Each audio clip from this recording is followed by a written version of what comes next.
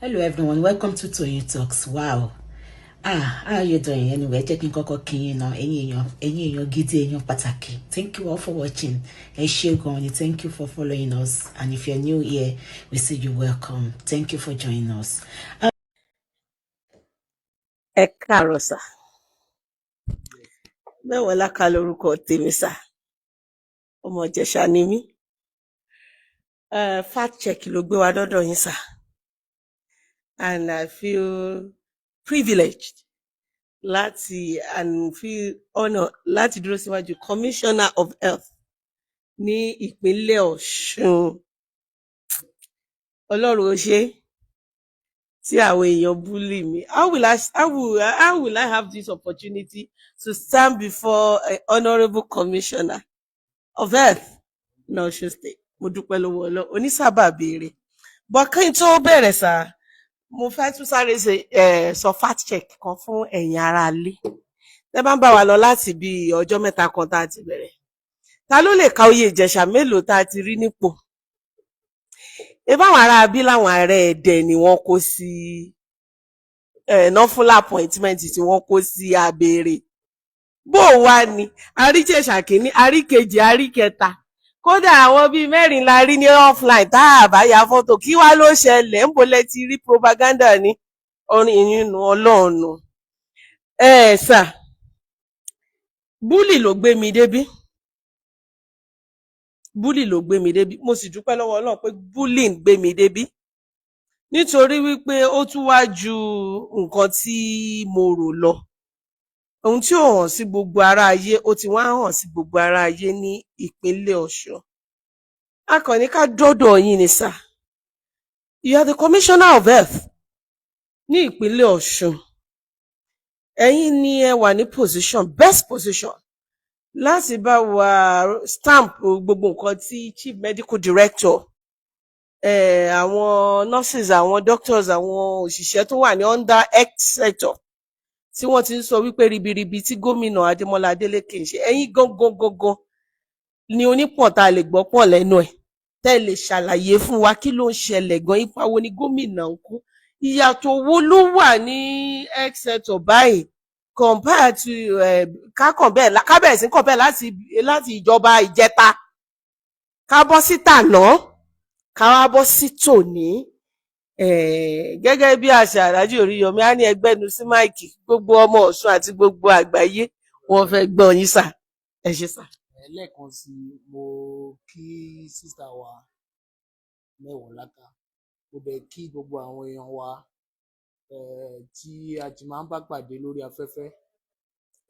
Tí ẹlòmíín bá nípò ń pàdé àwọn tó wà níbí nìkan, ó yẹ kó mọ̀ pé àyàfi kan yàjọ́ rẹ̀.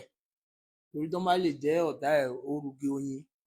So a dúpẹ́ lọ́wọ́ yín for coming to see things for yourself. Àti ẹ̀mọ́ bí tá a ti máa bẹ̀rẹ̀ bọ̀ a máa bẹ̀rẹ̀ náà ni. Nígbà tí ìjọba Sẹ́nitọ̀ Adémọ́lá Jackson Nurudeen Adeleke tó ń gorí àlééfà, kí n sọ ní kúkúrú láì waste time, ẹ̀ka ètò ìlera nípínlẹ̀ Ọ̀ṣun ó wà láìlera. Ó sick. Ẹ̀ka ètò ìlera gangan fúnra ẹ̀ ó wà láìlera. But ẹni tó wà determined nígbà tó dé ó wò pé dábàá débi iṣẹ́ ṣiṣẹ́ ni. So wọ́n bẹ̀rẹ̀ pẹ̀lú eléyìí tí inú mi dẹ̀ dùn, mo ń wò yín lánàá ní Ìmọ́lẹ̀ medical outreach tó ń lọ ní Ẹdẹ. Wọ́n bẹ̀rẹ̀ pẹ̀lú ẹ̀ pé ókè o, àwọn ọmọ tó ti wà ní àwọn èèyàn wa nípínlẹ̀ Ọ̀ṣun kan jàǹfààní ètò ìlera ọ̀fẹ́. And it started with the 9 federal constituencies lọ́nà 9. Target then ní pé at least 2,000 wọ́n attend sí wọn free of charge fún gbogbo àwọn complaints tí ẹnìkọ̀ọ̀kan wọn bá ní tó jọ mọ́ ètò ìlera ojú ní, ìpáni, kókó ara ní, and so on and so forth. So by the time tó máa káàkiri, ordinarily we attend sí about 18,000, but close to 25,000 làwọn èèyàn tó ń jàǹfààní. Inú mi dẹ̀ dùn pé most of them don't testify sí. And since then, nígbà tí gómìnà rí oríyìn tó ń gbà nípa yẹn, ló wá ní ká máa ṣe. lóòrèkóòrè. The current one tá ń ṣe lọ́wọ́ ó parí lánàá ní Ẹdẹ, inú mi dùn pé ẹ wà ń bẹ̀. So many people bàtí fúnra mi mo move around ní some of the stations tó ń dé, mo bá àwọn èèyàn ẹ̀rí lórí afẹ́fẹ́ náà tó ń ṣàdúrà fún gómìnà. Ẹlòmínà ló ń ti lọ pé around 500,000 náà ní kò ń lọ mú wá fún treatment pé òun dẹ̀ náà sí lọ́fẹ̀ẹ́ yẹn àbóhùn sì máa tún padà wá sanwó kan ni àní kò sí yẹn. So ìyẹn lọ bẹ́ẹ̀. Tẹ́ bá ń wo ètò ìlera alábọ́dé tàbí ní primary health ní Ọ̀ṣun, àní ká bẹ̀rẹ̀ láti bẹ̀. So wọ́n á wò pé we have 814 as at the last count primary health facilities. Can you please stop that? Ní Ọ̀ṣun state. A wò gòkè, we need to renovate and upgrade gbogbo àwọn facilities yẹn. So ká bẹ̀rẹ̀ pẹ̀lú focal centers 1 per ward, so máa jẹ́ 332. Kò dẹ̀ ń ṣe irú eléyìí tí àwọn arábí náà ti ń gbà yẹn nígbà tó náà gba grant tó ń ṣe ṣàgbẹ̀ eléyìí tí ìjẹta máa gbé ní ṣàgbẹ̀ lójú yòyò. Ìgbà míì wà tó máa bọ́ sórí roof tán paint just to deceive people. Gọ́nà ní they will come round to see nǹkan tá a bá máa ṣe and we move round. Inú mi dùn pé Màlága wà níbí nínú àwọn tí a jọ move round. So tá a bá máa upgrade, there should be 24 hours energy. Iná máa wà 24 hours. Omi láti wà 24 hours. Pé èèyàn náà ń pè ní alábọ́dé. Ó dàbí pé nǹkan tí ò ní ṣe é ń gbà yẹn. But we thank God, as we speak, we have completed 200 facilities. Má gbàgbé pa ńlá lọ sí 332 1 per ward. SA public health àti SA primary health. Ó yẹ kájọ wà ń bí ni but wọ́n wà ń feed. Wọ́n ti bẹ̀rẹ̀ láti lọ máa collate quotations fún àwọn the remaining 132. Eléyìí dẹ̀ wá yàtọ̀ sí eléyìí tí àwọn arábí náà ṣe ń gbà yẹn tí máa ní àwọn arábí mú sọ̀rọ̀ nípa àwọn APC. Ta ní àwọn tó wà bí o, Èkó náà ti wá o, contractor. Ẹnìkan sọ nípa program tó ń ṣe at a time. Lunch tó máa jẹnu program yẹn, wọ́n ẹni tó máa bá wọn ṣe oúnjẹ will bring the food from Lagos to Osun State. Nígbà tó ń ṣe program lọ́wọ́. So at the end of the day, wọ́n náà parí program yẹn jẹ́ wọ́n ní ọkọ̀ yẹn ní fault sí Ìbàdàn. Wọ́n dẹ̀ ń ṣe program lọ́wọ́ ń bí. We were not aware of that until that. Central from Lagos. From Lagos. Tó ń ṣe wọ́n náà ṣe retreat. Kò sí kẹ́tì àlọ́sùn ni. So ẹ máa ká tiẹ̀ máa sọ̀rọ̀ nípa tiẹ̀. Gómìnà wa ní I want to renovate facilities for the people of Osun State. Àwọn tó wà ní ward wọ́n mọ̀ra wọn, àwọn tó wà local government. Ó wá ní ká lọ consider 5 people from local government tó máa execute projects yẹn. Wọ́n dẹ̀ ní kò ń ṣe lè tó máa jẹ́ tòṣèlú. Ẹ lọ ká lọ bá wọn can wọ́n nominate yẹn. Àwọn Muslim community wọ́n nominate yẹn. Then the engineer of the local government who is a professional tó máa rí pé sẹ́yìn ó lọ déédéé. Then somebody that will represent the party. Tó bá bàjẹ́ party ló máa gborúkọ tó máa ṣe dáadáa party ni. Kọ́ mú ẹnìkan, then kọ́ mú 1 retired health professional tó máa join wọn. Àwọn 5 yẹn náà execute. Inú àkáǹtì wọn lówó ń lọ láti ṣe gbogbo àwọn project and renovate yẹn. Then there is another committee at the state level who will now oversee gbogbo bí project yẹn ṣe ń lọ. Yàgò mo sọ pé SA primary, SA public, wọ́n wà ní field by their member. I'm the chairman of that committee, but SA public health is the project coordinator. He's the one that has been coordinating the project. So, to the glory of God, we have successfully completed 200. The other ones are also there. Then, ẹ rí pé wọ́n bá ní àwọn elétò ìlera wọn ti dá sẹ́lẹ̀ ní gbogbo state tó wà Nàìjíríà. Hardly lè fi máa gbọ́ l'Ọ̀ṣun state. Láti ìgbà tí Adémọ́lá Adélékè ti débẹ̀. Because nǹkan tó náà need pátápátá ni gómìnà ń ṣe. For example, there is this what is called hazard allowance. Ìyẹn gan-an jà fún ní most of the states. Immediately tí gómìnà dé tán ṣe meeting pẹ̀lú wọn, wọ́n ní the hazard allowance 100% to be paid. Fún gbogbo àwọn workers, health workers. So wọ́n gba allowance. That is why you will not see them to go on strike, even while other states come out on strike. Then before we came on board, entry point for our nurses was grade level 8. On agitate, pé kí wọ́n bá wọn gbé sí grade level 9, that is being done in some of the states. In the whole of Southwest, as we speak, not many states can boast of that. Entry point for nurses in Osun State is grade level 9. Wow. Don't they appreciate? Grade level 9, once you employ, that's where they start. Then apart from that, people are retiring. I pay their salary as and when due. Àwọn gratuities, most of them, they may not have the financial ability to take care of themselves after retirement. Wọ́n ní ká lọ enroll wọn sí the social insurance of the state, OIS, free of charge. Gbogbo retirees tó wà lọ́sùn. Nígbà tá a máa bẹ̀rẹ̀, we thought of the retirees who are about 19,000 or so. But gbà tó ń bẹ̀rẹ̀ pé kán lọ máa enroll free of charge. No one, apart from the normal conventional retirees, there are these contributory pensioners. That one only, this will benefit from this. But that the local governor, most of the pensioners, they come for announcing.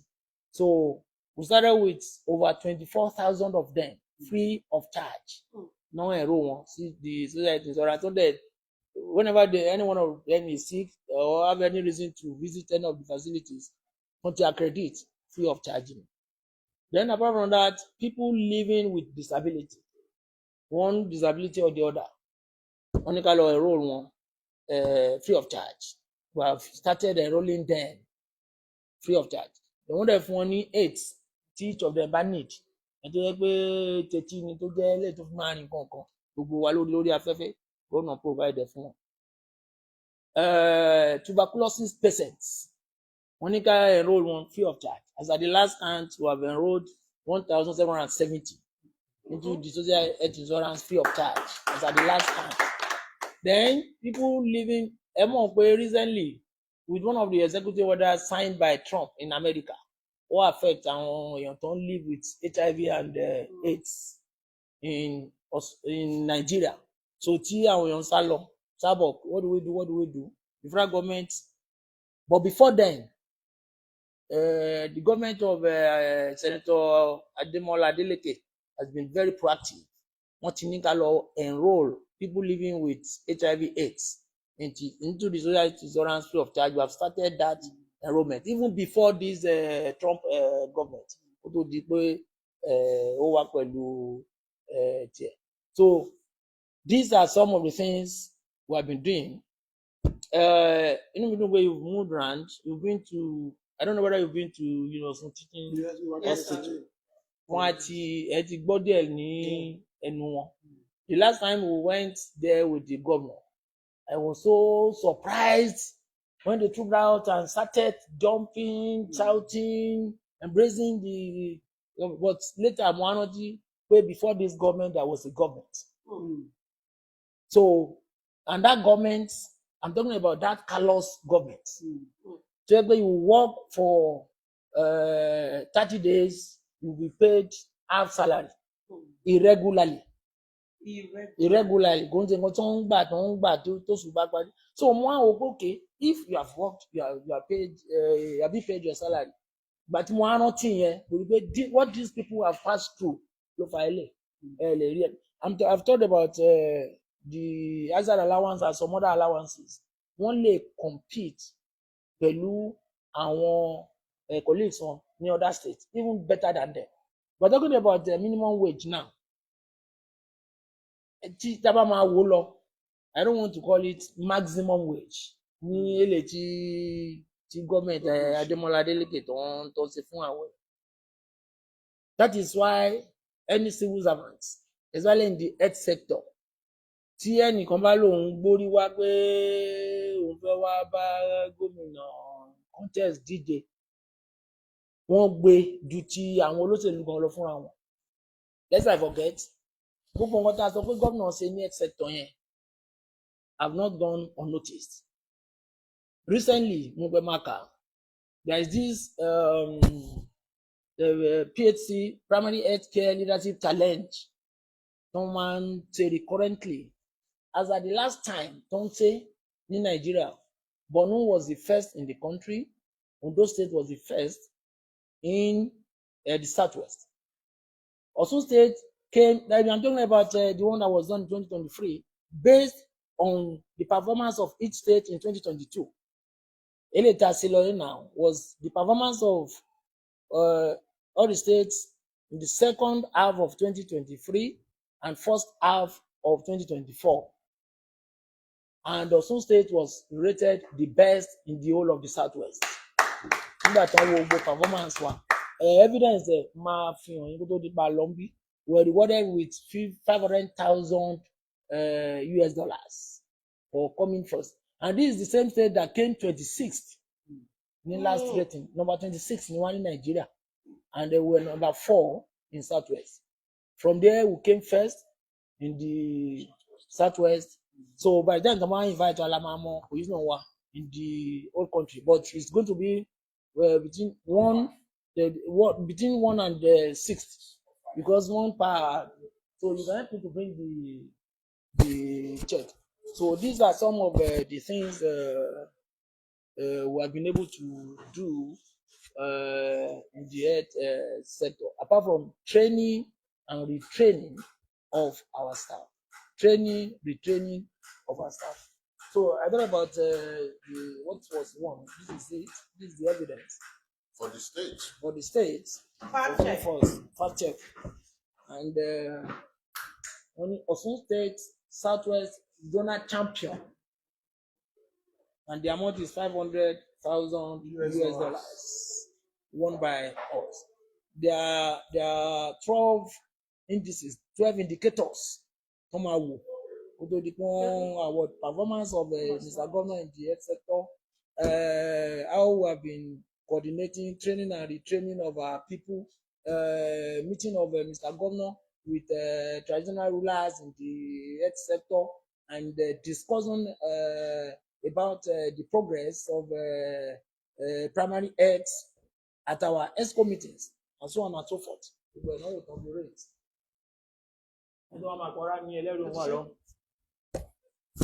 So where's it going? Thanks so much. Yes, sir. Àwọn elétò ìlera ọ̀rọ̀ wọn máa ń yàtọ̀. Ṣókí ni kì í dùn kó pọ̀. Wọ́n ní ṣókí ni ọbẹ̀ oge. Kíní kan ni mo ṣàkíyèsí tí ẹ̀yin èèyàn mi náà bá ń fọkàn bá lọ. Ṣé ló dàbí ẹni pé gbogbo àwọn ọ̀rọ̀ wọ̀nyí ń wọnú ara wọn? Ohun tí a bá sọ, tí bí bá fẹ́ yàbá lọ síbẹ̀, the same thing náà la máa gbọ́. That means truth is constant. Truth is the same anywhere. Irọ́ ni ò ní dúró lójú kan náà. Then, sir, I thought when I challenge the system, wípé mo wà lóṣogbo pé mo fẹ́ ṣe fact check, I was prepared to put everybody on defensive side. I thought most of my question will be throwing you off balance. I'm not a politician, you are the politicians. So I was like, I will be in the position of maybe my kind of interview will look like the interrogation, whereby tell mama defend ara yín, tell mama defend ara. Ṣùgbọ́n Ọ̀ṣun ti fi mí sí position pé jókòó farabalẹ̀, ohun tí ò yé ẹ ká láyé ẹ with confidence, with everything. Mo ka comment kan lánàá tó wú mi lórí sà. Ó ní tá a bá ní wípé àwọn kan ń parọ́, ṣé àwọn eléyìí náà tún ń parọ́? Ṣé àwọn yẹn náà tún ń parọ́? Then pàápàá jùlọ ìdùnnú àwọn èèyàn ní pé ní Ẹdẹ lánàá nígbà tá a débẹ̀, ẹni yẹn ní ṣé wọ́n tún lọ háyà àwọn eléyìí náà ni àtàwọn dókítà. Àbí ṣé tí wọ́n mọ̀.